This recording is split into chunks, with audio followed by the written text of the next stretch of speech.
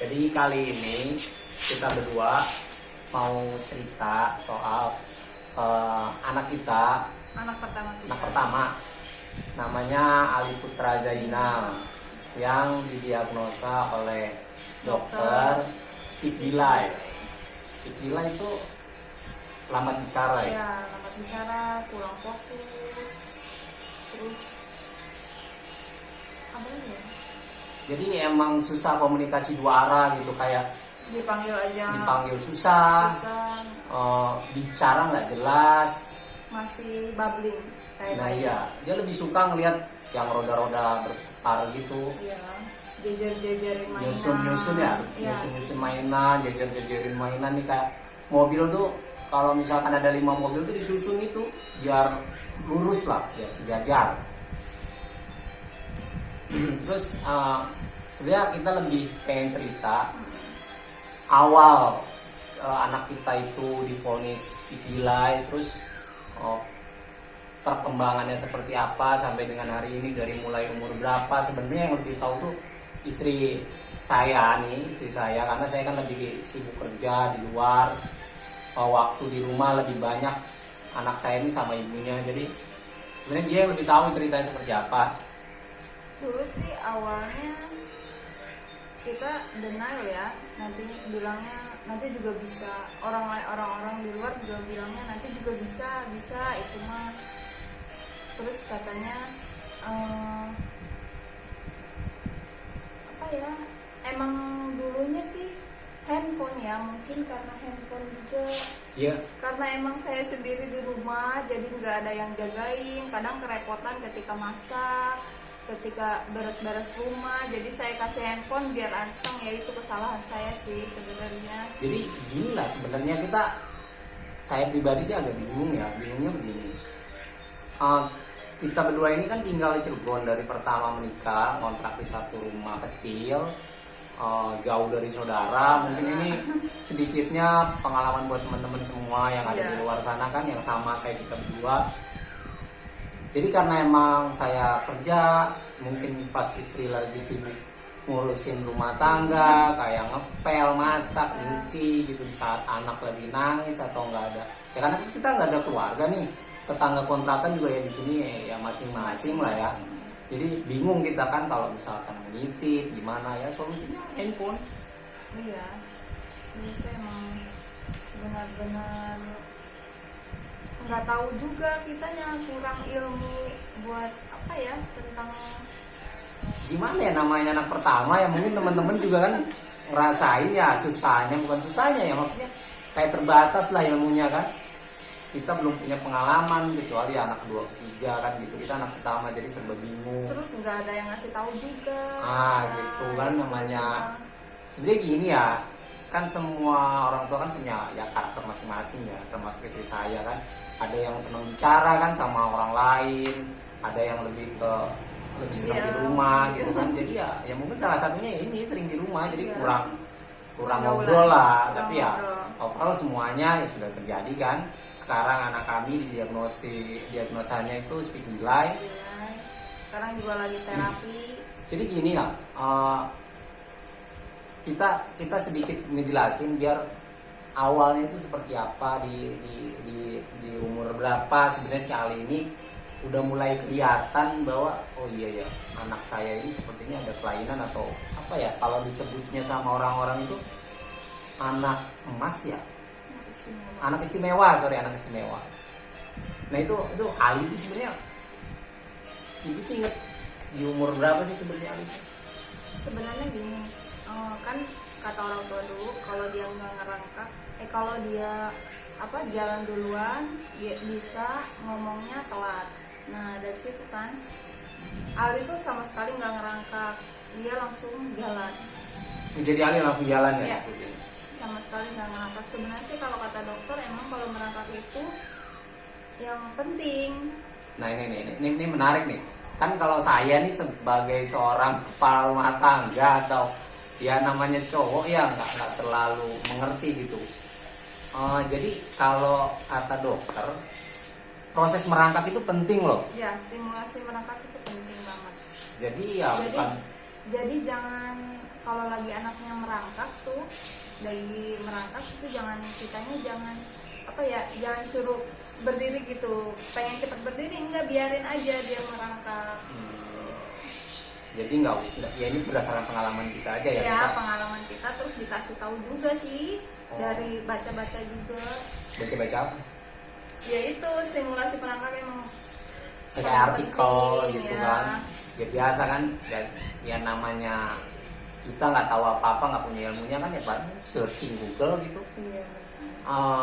Terus setelah itu, waktu itu dia berarti nggak jalan, dia nggak merangkak ya, langsung jalan ya. Ya. Itu di umur berapa itu Bu? Jadi 1 tahun itu Ali jalan.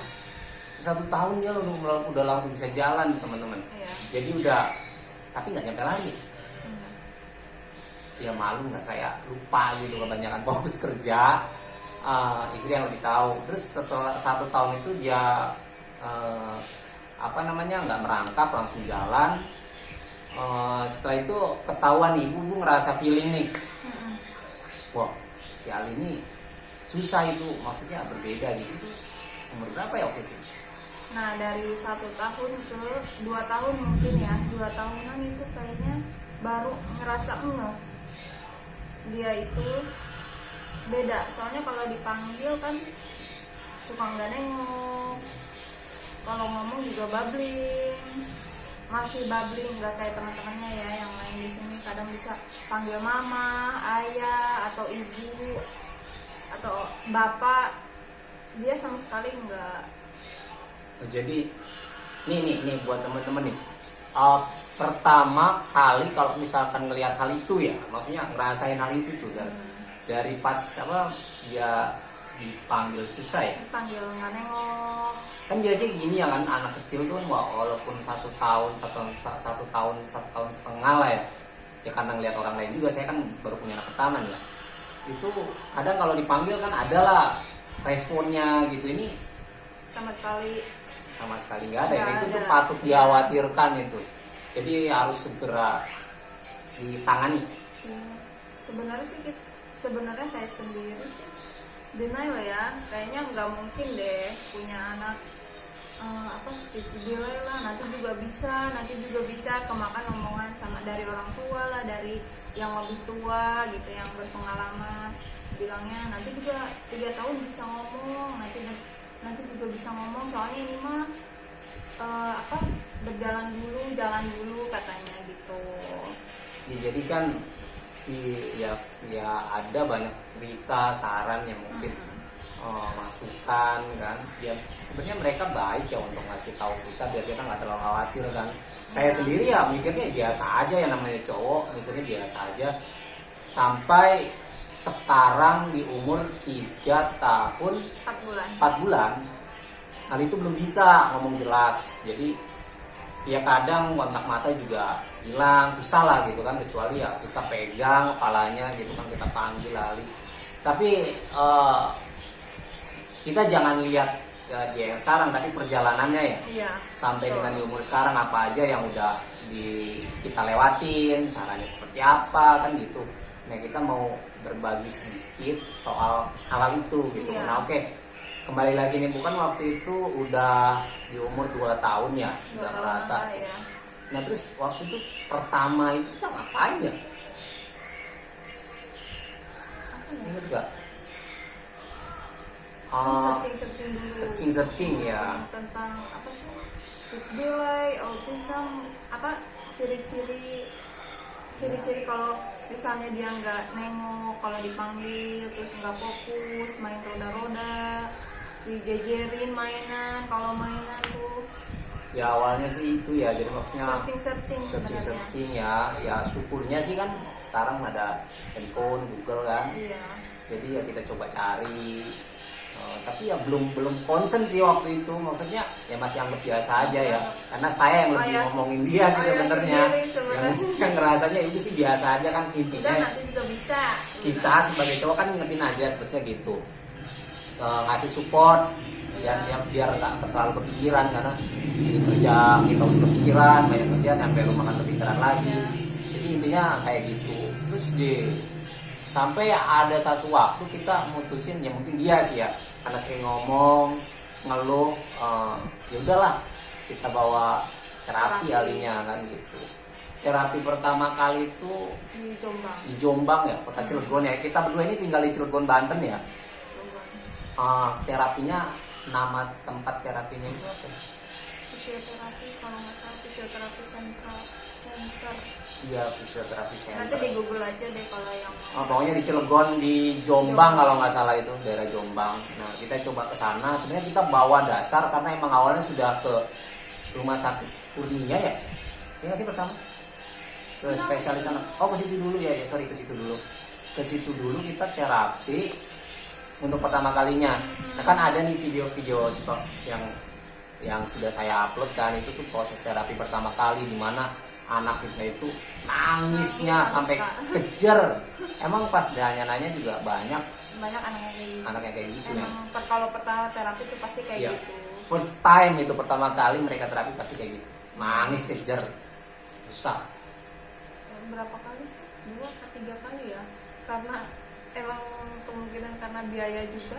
Iya, 2 sampai 3 kali ya, karena kan lihat ini ya. Ongkos jauh. Jadi buat teman-teman nih yang dengan segala batasan ya, maksudnya kan kita semua punya batasan nih. Iya. Dicoba 1 kali 2 kali terapi karena waktu itu kita pakai umum ya. Dicoba pakai umum sebelum kita pakai BPJS kan, walaupun sebenarnya kita udah di cover BPJS nih keluarga. Kita coba pakai umum dan dicoba sampai 3 kali, lebih deh perasaan dari 3 kali. 3 apa 4 kali gitu? Ya sekitar segituan lah dicoba. 3 apa 4 kali. Cuman karena emang Ali tiap harinya nangis terus di situ, dan ayahnya bilang udah stop karena ngeliat kayak gitu ya. Ya jadi apa ya, maksudnya kan yang namanya kita sebagai kepala rumah tangga yang ngelihatnya kan serba Jadi ya, berpikir pakai logika ya. Progresnya nggak bagus gitu melihat terapi selama 45 menit dan itu cuma nangis dan teriak-teriak. Ya itu aja terus ya. Setelah terapi udah biasa lagi. Jadi lebih kepikiran ke dianya ya kali ya mungkin ya.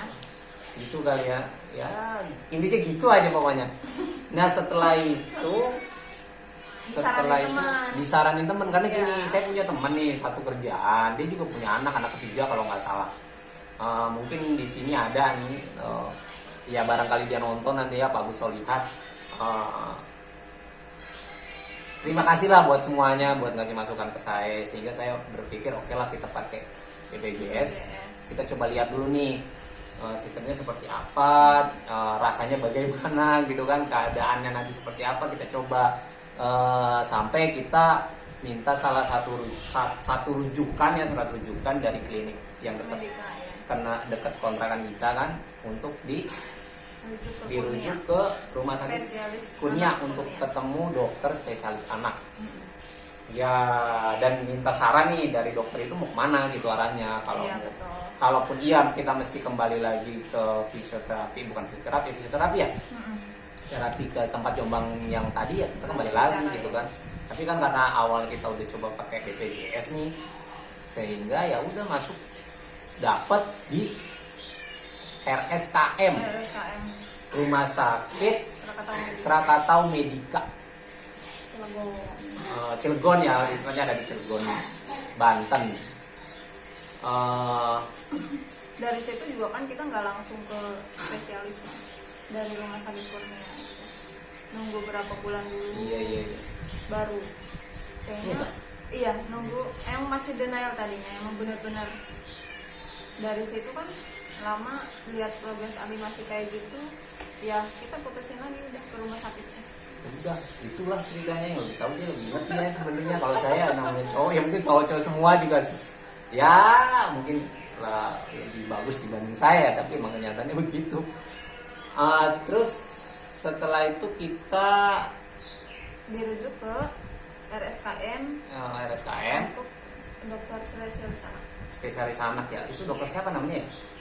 Gozali. Dokter Gozali ya. Iya. RSKM itu. Dari situ Dari dari situ mana? dokter Gozali ke rehabilitasi medik. Nah ini harus diceritain dulu nih, barangkali teman-teman nanti kan ada yang ngerasain ya hal yang sama. Maksudnya prosesnya seperti apa nih? Cara daftarnya atau gimana gimana rasanya nih daftar dari awal kan kayak Iya, gitu. iya. Nah nih kan dari Paskes pertama dulu. Paskes pertama BPJS nih, harus pakai BPJS nih. Paskes pertama kita di klinik Cilegon Medika, kemudian dirujuk ke Rumah Sakit Kurnia. Ya, Dari Rumah Sakit Kurnia dirujuk lagi ke RSKM. RSKM. Nah di RSKM ini waktu pertama ibu sama ayah bagaimana ya waktu itu? namanya. Oh sama ayah. Kan nggak tahu tempatnya. Iya, iya. Iya. Ini namanya udah pikun lah ya. Nah, jadi di RSKM itu pertama Ke dokter spesialis anak. ke dokter spesialis anak. Nah, Setelah itu karena BPJS itu cuma mengcover satu dokter satu hari, jadi besoknya kita ke rehabilitasi medik. oh jadi satu hari itu satu dokter ya, nggak Ya. boleh double. Nggak boleh double kalau pakai BPJS. Nah besoknya ke rehabilitasi medik. Ke rehabilitasi medik besok. Ya sendiri, nggak sama Sendiri. ayah karena ayah kerja. Iya, jadi kalau buat temen-temen ya, jadi ya udah nggak perlu ditemenin suami juga, berangkat aja, gas aja ya kalau ada motor Kalau ada mah. motor, kalau bisa motor juga, kalau ada bensin. Jadi gas aja udahlah ya. Ya tapi begitulah. Setelah itu gimana? Nah dari rehabilitasi medik itu kita dikasih apa ya, surat kontrol untuk 10 kali terapi. Nah di situ kan kita di rehabilitasi medik itu kita diwawancara lah, isinya ditanya sama dokternya itu. Interview lebih tepatnya. Ya interview. itu anaknya kenapa, ya kita jelasin. Ali itu kalau dipanggil bu suka nengok, tapi kadang suka enggak, tapi banyak enggaknya gitu, tapi kadang iya nengok gitu. Terus suka main roda, suka jajar-jajarin mainan, terus nggak fokus sama sekali, ditanya nggak jawab sama sekali, belum bisa ngomong ayah ibu. Ya. Iya gitu kayaknya Oke, sih.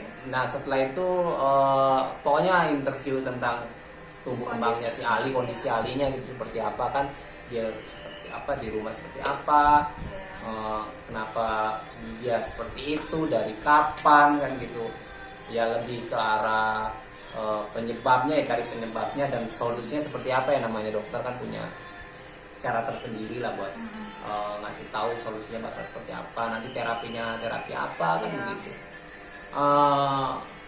Setelah itu diputuskan mulai terapi ya. Iya diagnosis speech delay. Iya. Untuk terapi, dikasih surat kontrol untuk terapi bicara dan okupasi terapi.